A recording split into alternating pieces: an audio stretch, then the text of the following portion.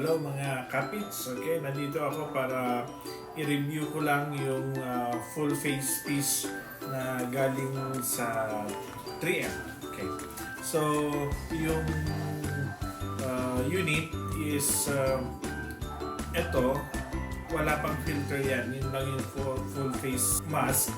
Tapos kinakailangan mo pang mag-purchase ng accessory which is the filter. Okay? So, itong i-discuss natin ngayon is yung 6000 series models, no?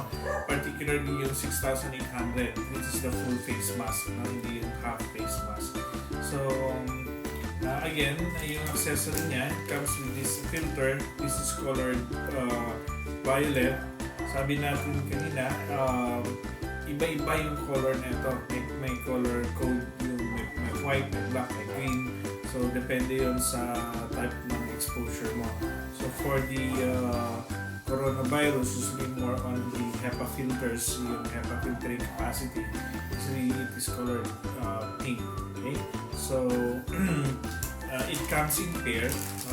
So, this is the P100 model, which means na yung filtering capacity niya is 99.7%. Kung i-compare mo dun sa N95, the N95 has 95% filtering capacity.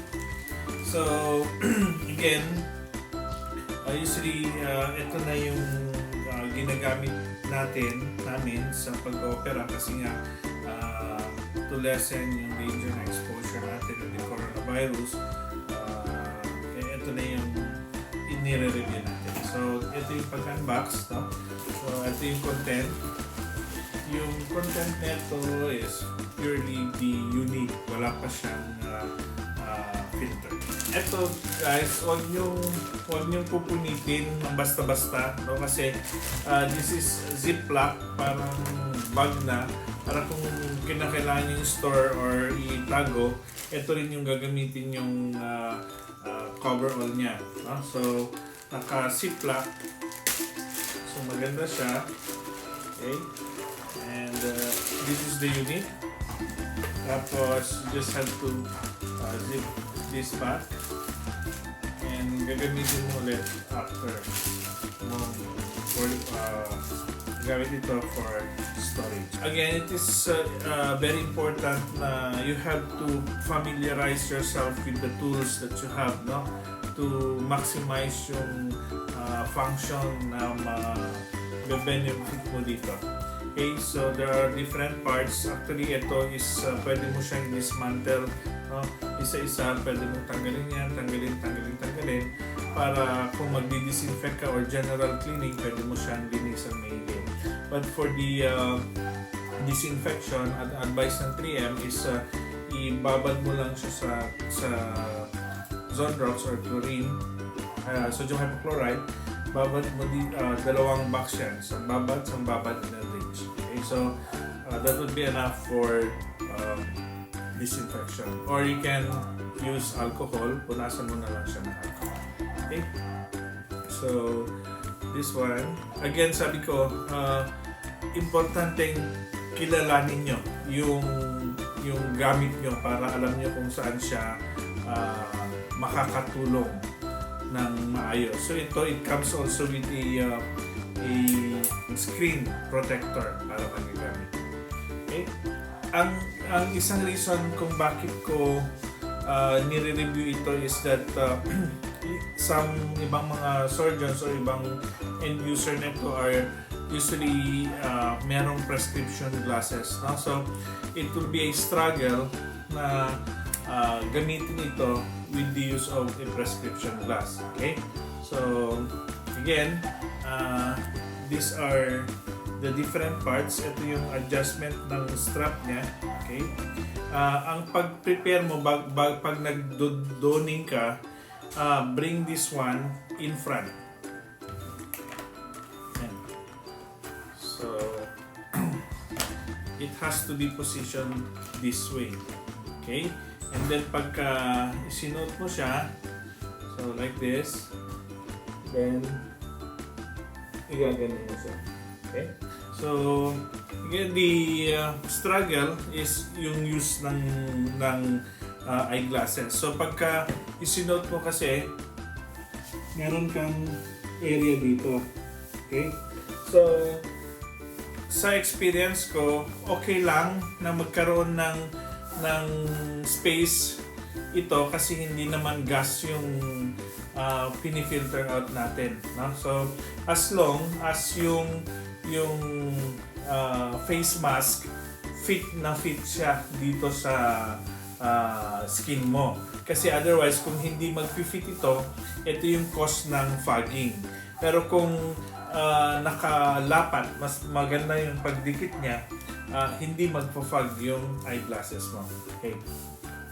So again, sabi natin kanina, struggle para sa mga naka-eyeglasses kung paano isuot or paano gamitin. Kasi matatakot ka, sabi nila, kaya daw nagpa-fog dahil merong leak, merong yung maliit na butas na pinagdinaanan ng handle ng eyeglasses mo. Hindi doon. Ang gagaling dito sa fitting ng mask. Pagka well-fitted siya, hindi magpa-fog yung eyeglasses mo.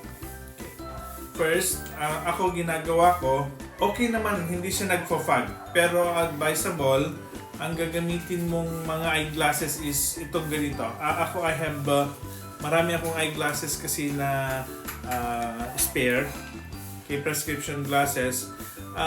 Maganda gumamit ka ng glasses na manipis. Yung halos pwede mong itulak ng skin mo na ganon para seal pa rin siya doon. So, kung yung ginagamit mong prescription glasses ay yung makakapal, mga ganito, usually yun yung nagkakaroon ng problem pag pinush mo na ganon, no? Pero kung manipis lang siya, I think hindi masyadong gagawa ng problem kahit may konting leak. Anyway, ang babantayan mo yung fitting ng mouth mask, no? So, again, ang advice ko, kung sakaling gumagamit ka at may mga spare kayo ng mga eyeglasses, gamit kayo ng yung maninipis na handle ang gamitin nyo para maliit lang yung contact niya dito. Okay? Isa pang ginawa kong technique, kumuha ko, ito is reading glasses. Ang ginawa ko, kinat ko yung dulo niya. From this one, at ganyan.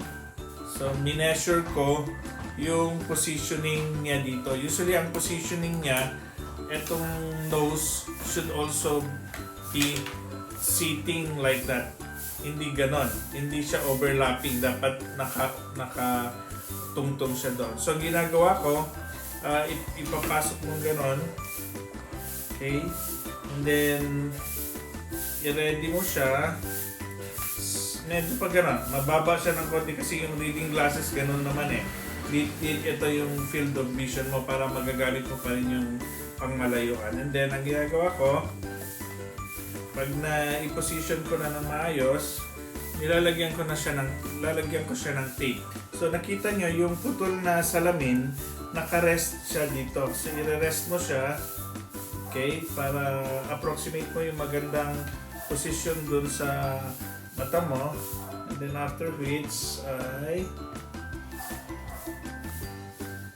talagyan mo ng plaster dun sa side. And then, tignan mo yung adjustment. So, kung okay na yung adjustment. So, pag ready na, so, position. Okay, hawak. Then,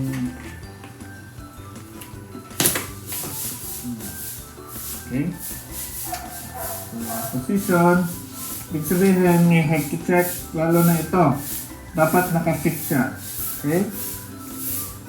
And it should be airtight. Cover mo itong dalawa. Ibig sabihin, pag airtight, hindi ka magpuproduce ng fogging sa salamin mo. Okay? And then this one, i-adjust mo lang siya. Batak. One also. Batak mo lang. This one. Batak. And then make sure na talagang fit na fit, ha? Okay, pwede mo siyang iayos yung goggles mo. So, yan. Okay. Yan. So, the reading glasses. Yan. Makakabasa ka naman na. I-fit mo muna yung salamin dun sa loob. Okay? Ito, this one, wala kang space. So, fit na fit yung mask. Hindi magka-fog yung salamin mo. Okay? Ang source ng fog ay yung may leak yung mask. So, make sure na lapat na lapat. Okay? Then, check for air leak. Takpan mo lang yan, dapat magsa-suction yung air mask mo kung airtight yan. Okay? So, ito yung malayo ang vision, ito yung reading glass mo kung sakali. So, pwede. Hindi mo na kinakailangan kung bumili ng spectacle kit para ilagay doon. So, ito yung reading glass yan. Magagamit mo na yan. Okay. So, if you loosen up, just pull this one, pull, and this one also you have to pull, and yun lang. Hanggang. Okay? So, madali lang. Pero if you have mga salamin, sabi ko nga naman, ninipis lang, madali lang siya. Hindi siya magiging sanhe ng pagpa-fog dahil maliit lang yung contact. Ayan. So, ako, usually ito yung gagamitin ko para lang dyan. So, manipis na manipis. Okay. So, first, ang gagawin mo, you have to, yung buhok mo dapat talagang nakagana. Ito, lalagyan mo lang siya ganyan. So, i-click mo. So, the other side. Ganyan. Okay? Pero tanggal ko muna para hindi madumihan. So, kung ayaw mo ng ganitong design, yung nakalagay doon, you can use your eyeglasses without affecting its visibility. No? So, hindi naman siya nagpa-fog. Basta maganda lang yung fitting ng nose. So, ang ginagawa ko with the eyeglasses, i-finifit ko muna siya. Ilagay mo ganon sa loob. Yan. And then, position mo. Okay, tsaka mo ilagay. pwede mo i-adjust yung salamin mo accordingly bago mo siya i-tighten. Yan. Okay. Pagka maganda na yung fitting niya, then tighten.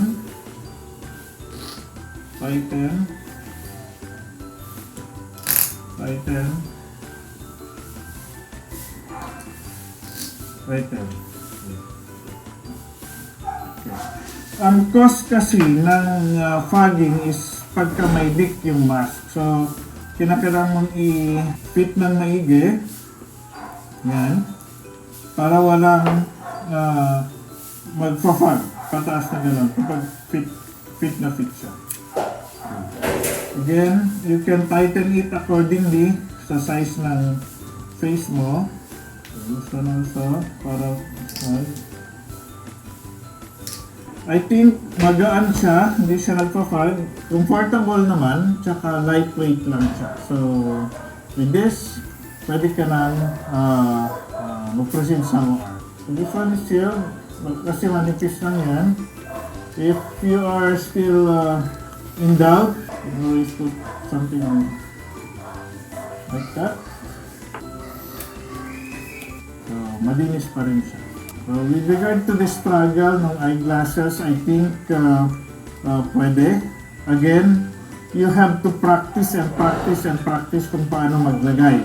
Kasi doon mo lang makikita yung technique na babagay sa'yo para magiging fit na fit yung mask at magiging safety yung effect niya in the long run.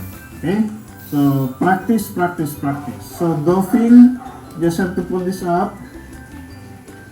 Okay, this one, pull.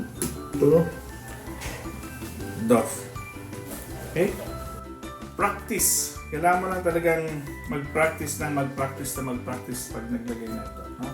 You have to familiarize your apparatus para magiging part ng katawan mo. Pagka naging part na yan ng katawan mo, alam na alam mo kung saan may problem dun sa unit. Okay? So I think yung use of eyeglasses, hindi naman siya masyadong struggle na. So yung pag-alaga naman ng filter, I usually, kung akong nag-OR, usually nilalagyan ko siya ng ganyan pa, para lang additional lang, hindi siya pang filter, pero meant to cover lang para hindi madumihan yung filter.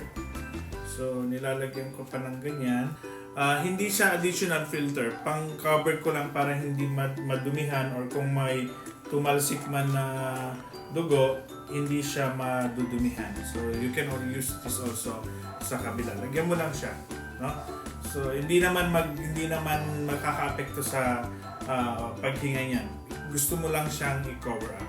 And then after nito, pag natapos na yung OR mo, you have to store your filter in a dry place, kasi yung lifespan nito is 30 days or 40 hours, whichever comes first. 40 hours yung lag use mo ay yung paggamit, approximately nasa 40 hours ang lifespan, or 30 days, whichever comes first. Okay?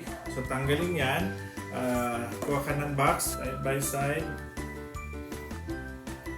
open, and lagay mo sa box. Katas mong i-alcoholize or sterilize, put it in here. So, zip. Okay na yan. Salamat! At sana nabigyan ko kayo ng foresight bago kayo bumili o mag-invest neto. At least alam nyo kung ano yung ina-expect nyo. Kasi sa nakabili na kayo, yung pala hindi para fitted sa inyo, sayang yung bibili nyo. So, I hope you enjoyed my review, and makakatulong ako sa inyo before you purchase a unit for your personal use. Salamat!